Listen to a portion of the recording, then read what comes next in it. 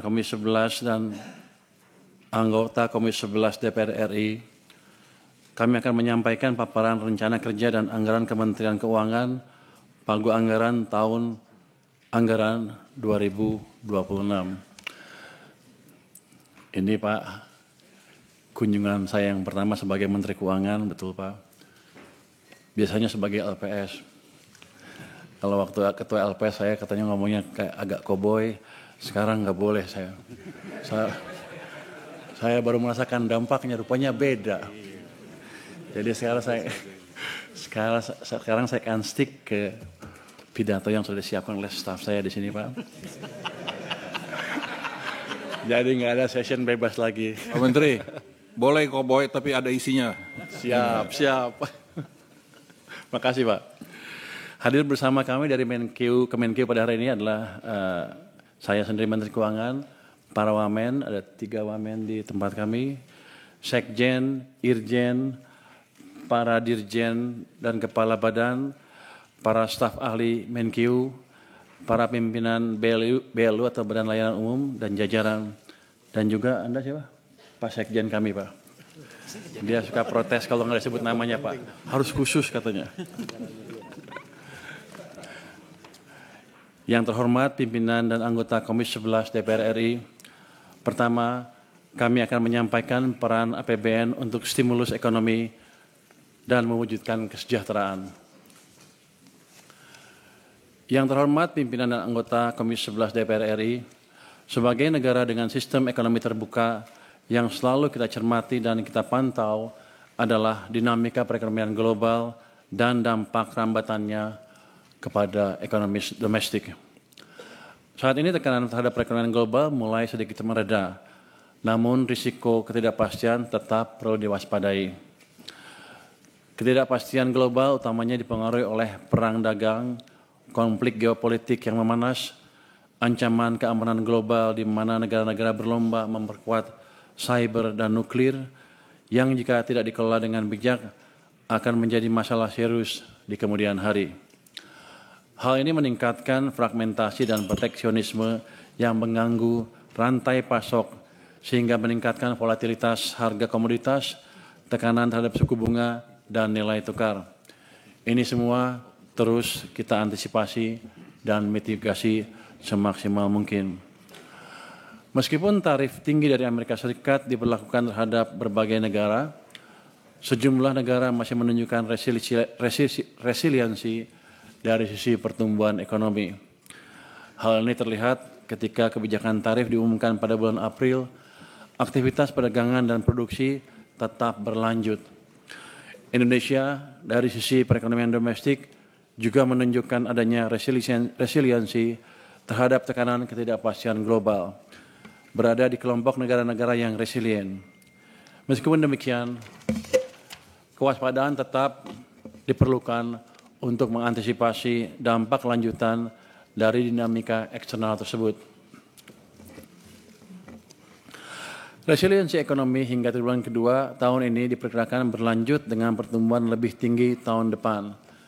IMF pada rilis Juli 2025 memproyeksikan pertumbuhan global lebih optimis dengan tumbuh 3% year on year di tahun 2025. Ini naik sebesar 0,2 percentage point dari prediksi sebelumnya dan naik 0,1 percentage point ke 3,1% pada tahun 2026. Ekspektasi penurunan Federal Fund Rate juga mendukung proyeksi pertumbuhan ekonomi yang lebih optimis dan berpotensi mendorong aliran modal kepada emerging market. Tren pelonggaran moneter untuk mendukung aktivitas ekonomi di tengah stabilitas inflasi di level global diperkirakan turut memberikan dampak positif bagi domestik sehingga prospek pertumbuhan ekonomi yang lebih tinggi dapat kita wujudkan. Sejalan dengan perkembangan global yang mulai memberikan sinyal pemulihan, perekonomian Indonesia tetap resilient, terrefleksi pada ekonomi triwulan 2 2025 yang tumbuh sebesar 5,12% year on year. Utamanya ditopang oleh masih kuatnya konsumsi rumah tangga, meningkatnya investasi, dan terjaganya kinerja ekspor-impor. Di sisi lain, sektor kontributor utama bagi perekonomian yaitu manufaktur tumbuh kuat, didukung hasil dari hilirisasi yang memberikan nilai tambah lebih besar di samping permintaan domestik yang masih tinggi. Pertumbuhan ekonomi yang resilient ini menjadi modal untuk mendorong agar pertumbuhan ekonomi ke depan dapat tumbuh lebih tinggi dan menuju 8% dalam jangka menengah. Pada tahun 2026, pertumbuhan ekonomi ditargetkan dapat mencapai 5,4% dengan konsumsi rumah tangga yang masih menjadi kontributor utama diperkirakan tumbuh 5,2%. Investasi ditargetkan tumbuh 5,2%, diwujudkan melalui penguatan peran Danantara untuk akselerasi investasi yang produktif pada sektor-sektor yang bernilai tambah tinggi dan yang berorientasi ekspor. Dampak lanjutannya, ekspor diharapkan tumbuh lebih tinggi dengan nilai tambah yang diberikan. Ini ditargetkan tumbuh hingga 6,7%. Di samping pertumbuhan yang resilient, inflasi juga dapat dikendalikan dalam rentang target 1,5% hingga 3,5%, sehingga daya beli masyarakat tetap terjaga dan tetap memberikan margin keuntungan juga bagi produsen. Slide-nya ke inflasi. Slide. Inflasi dulu. Pemerintah terus berkomitmen bahwa stabilitas harga pangan menjadi prioritas yang harus dikendalikan. Berbagai kebijakan ditempuh, antara lain melalui stabilisasi pasokan harga pangan atau SPHP, pemberian bantuan pangan, hingga penguatan peran Bulog. Bulog didorong berperan menjaga stok pangan yang handal sehingga efektif untuk menstabilisasi harga sekaligus mampu melindungi petani di harga yang wajar sehingga kesejahteraan petani dapat meningkat. Dibandingkan berbagai negara, Indonesia dengan kebijakan yang koordinatif baik dengan Bank Indonesia, KL terkait, dan pemerintah daerah mencatatkan inflasi yang lebih terkendali dibandingkan banyak negara. Banyak negara masih berupaya untuk mencapai level inflasi yang ideal. Tadi ke skip satu slide. Ini ke skip yang slide APBN sebagai katalis. Slide 6. Jadi saya balik lagi nih. Ini belum. Oh, satu lagi. Ini. Satu next. Naik. Oh, ini. Saya masih balik sedikit ke belakang, Pak. Tadi ada yang terlewat rupanya. Slide nomor 6. Slide nomor 6. Slide nomor 6. Oh, kok beda? 7. 6. Tuh. Filenya ya. Maaf Pak Ketua. Ini rupanya kalau menteri baru tiba-tiba ada kesalahan juga di sini di slide sini.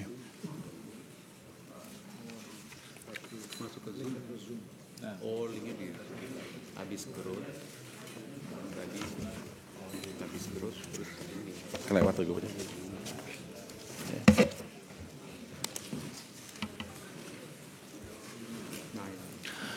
Saya lanjutkan. Dalam rangka mendorong pertumbuhan ekonomi yang lebih tinggi, diperlukan percepatan investasi.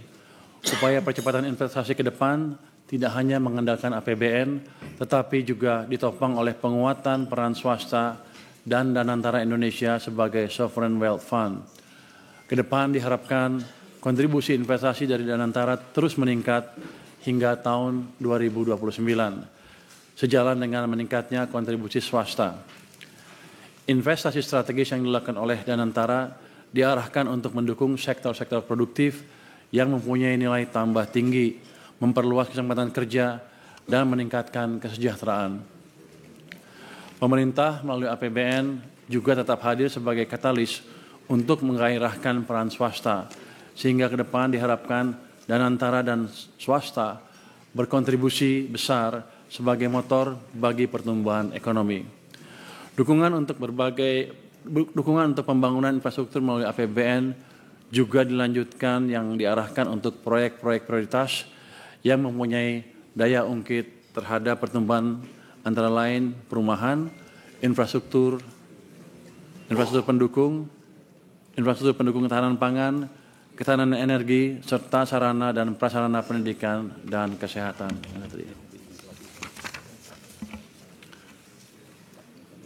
Ini sudah next.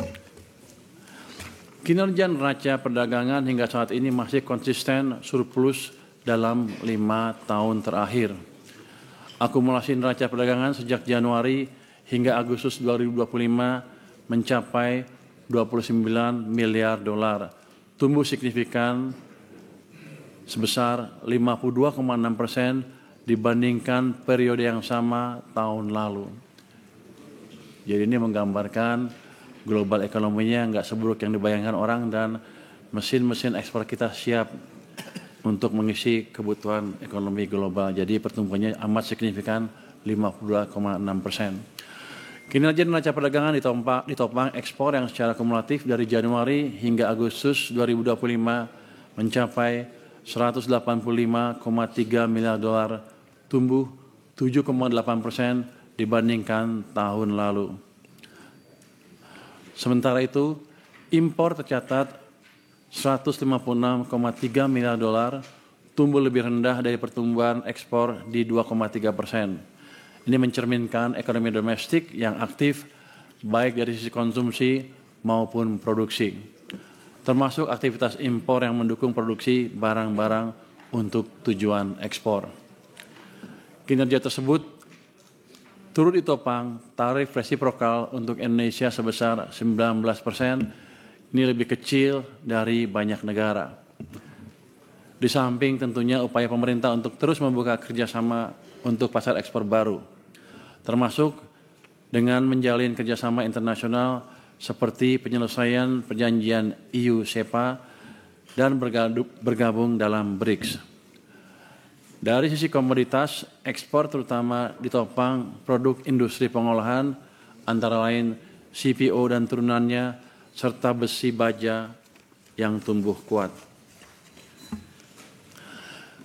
Di tengah gejolak global, kinerja instrumen keuangan terus membaik dan kepercayaan investor juga terus pulih. Hal ini terefleksi pada tekanan pada rupiah yang mereda dan kinerja SBN dengan yield yang terus turun. Surplus neraca perdagangan menopang kinerja rupiah. Di samping neraca perdagangan yang konsisten surplus, konversi falas ke rupiah oleh ekspor dalam rangka pemenuhan kebijakan pemerintah mengenai devisa hasil ekspor atau DHISDA turut mendukung meredanya tekanan pada nilai tukar rupiah. Aliran masuk modal asing ke pasar SBN yang mencapai 77,02 triliun rupiah per 4 September 2025 menjadi faktor positif tambahan bagi rupiah. Perkembangan ini sekaligus menjadi cerminan kepercayaan investor terhadap fundamental ekonomi Indonesia yang masih kuat di tengah dinamika ekonomi global dengan tata kelola fiskal yang prudent. Dari sisi pricing, yield SBN tenor 10 tahun berdenominasi rupiah menguat dengan turun ke level 6,37%, sehingga spread dengan US Treasury menyempit ke 221 basis point. Ini turut menurunkan cost of fund untuk domestik. Perkembangan spread SBN rupiah sekaligus mencerminkan currency risk yang semakin pulih. Membaiknya perspektif investor terhadap currency risk juga diikuti appetite terhadap country risk yang terjaga.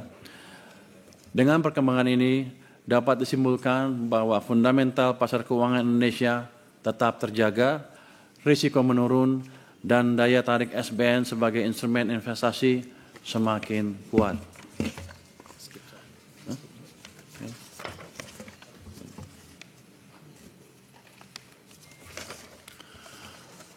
Pertumbuhan yang resilien dan terjaganya stabilitas ekonomi berkontribusi besar dalam menopang perbaikan kesejahteraan masyarakat.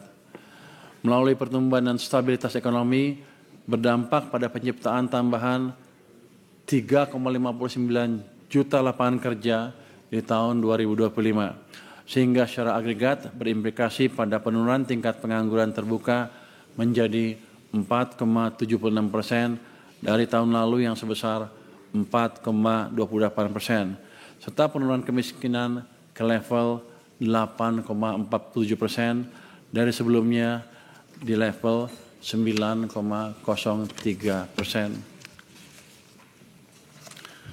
Pimpinan dan anggota Komisi 11 DPR RI yang terhormat, dengan mengucap syukur Alhamdulillah dalam 10 bulan pemerintahan Bapak Prabowo, kinerja ekonomi dan implementasi kebijakan fiskal kita berjalan dengan baik, walaupun masih banyak pekerjaan rumah yang perlu disempurnakan.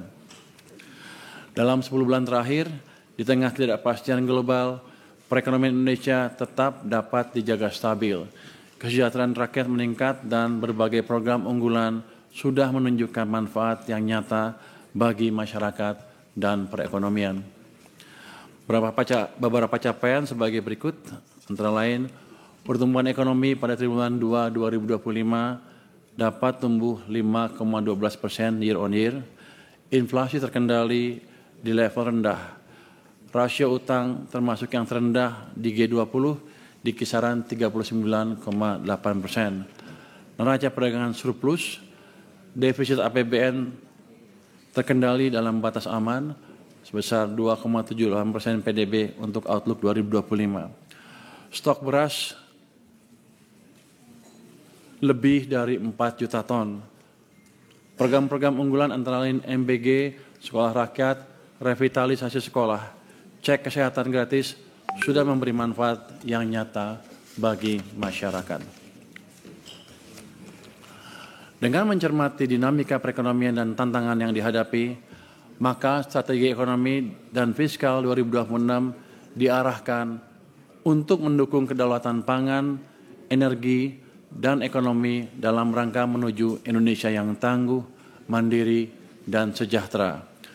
Sejalan dengan hal tersebut, RAPBN 2026 difokuskan untuk mendukung 8 agenda prioritas yang meliputi yang pertama ketahanan pangan, yang kedua ketahanan energi, yang ketiga MBG, yang keempat pendidikan bermutu, yang kelima kesehatan berkualitas, yang keenam pembangunan desa, koperasi dan UMKM, yang ketujuh penguatan pertahanan semesta, yang kedelapan akselerasi investasi dan perdagangan global.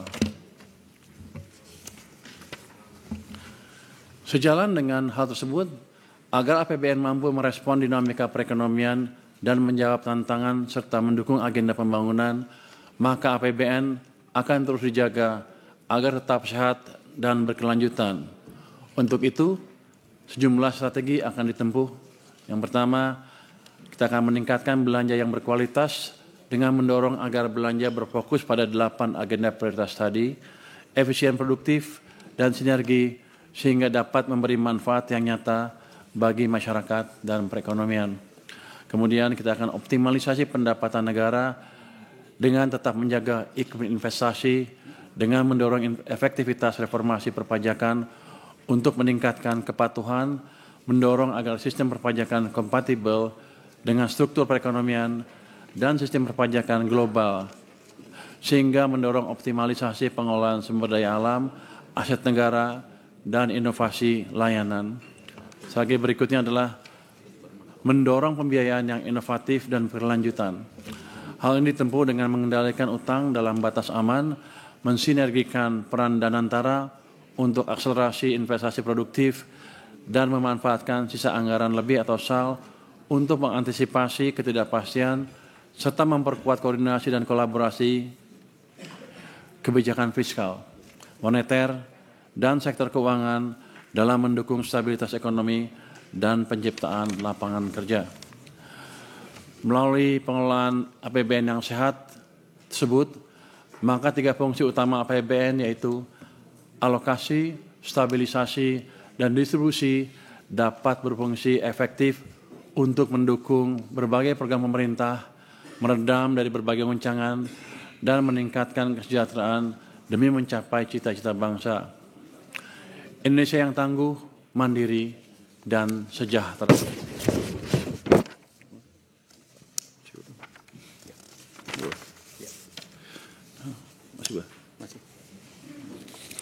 Kementerian Keuangan berperan strategis dalam pengelolaan APBN agar tetap sehat dan berkelanjutan.